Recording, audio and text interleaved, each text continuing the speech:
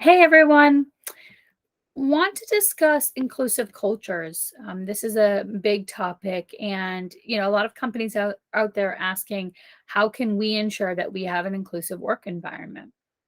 I think the answer to that question goes beyond acknowledging Pride Month, heritage holidays, and other days recognized for diversity and inclusion. Inclusive work environments have to be part of the everyday culture of your organization. This requires your employees at all levels within the organization to understand and respect inclusion and diversity. Employers can say all they want about being inclusive and diverse, but employees will not believe that narrative unless the company can walk the walk. And that means providing a culture where that inclusivity and diversity can be felt by all.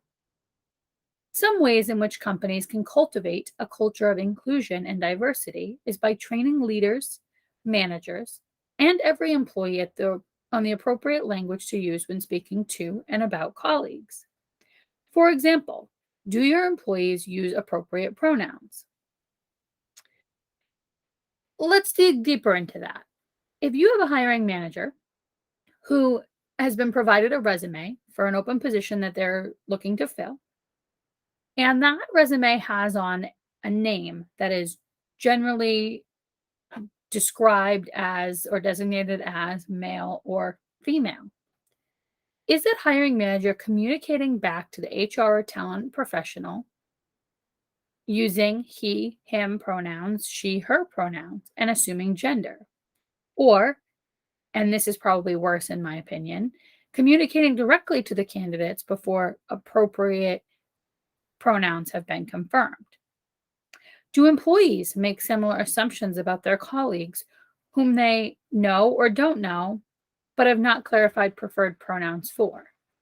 An example of that could be one of their colleagues has a conflict resolution event and they're talking about it with another employee who didn't attend.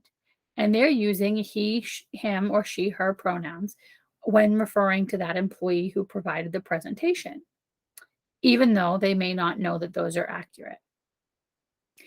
In order to promote change in the culture and to enhance inclusivity, employees should be trained to communicate with or about colleagues or prospective employees by using they, them, their pronouns, or simply using the person's name until specifics can be confirmed. Employers can go beyond training their employees to use appropriate pronouns. They can also allow for inclusion through the use of groups. Employers should be open to their employees forming groups where they can meet with other employees in similar situations, whether that be an LGBTQIA group or some other group that makes the employee feel like they are part of an accepted community. If employers are choosing to honor days, weeks, months, etc., for specific groups of people like Black History Month or Juneteenth or Pride Month, etc., they should ask their employees how they'd like the company to represent itself for these observances.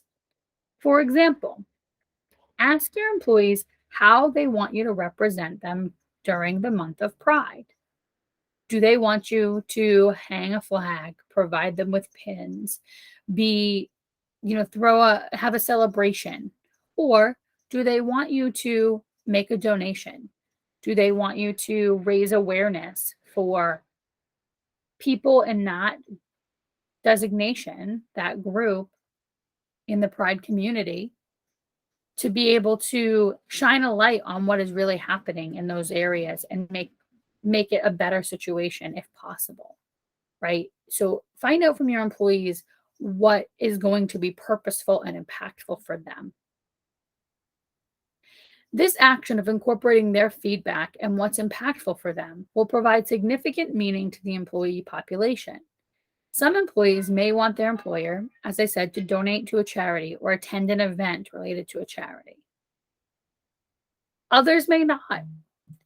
But it's important that you are representing your employees in a way that will be meaningful to them. Promoting health and well-being through wellness, mindfulness, or mental health can be another way that the organization creates a culture of inclusivity. These services can provide employees with an outlet or avenue when it comes to discussing professional or personal matters.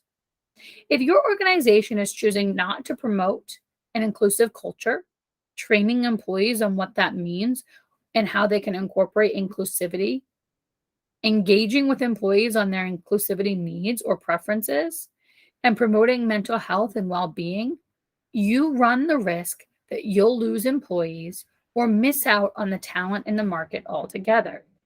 Now, go out and implement change if nothing currently exists in your organization.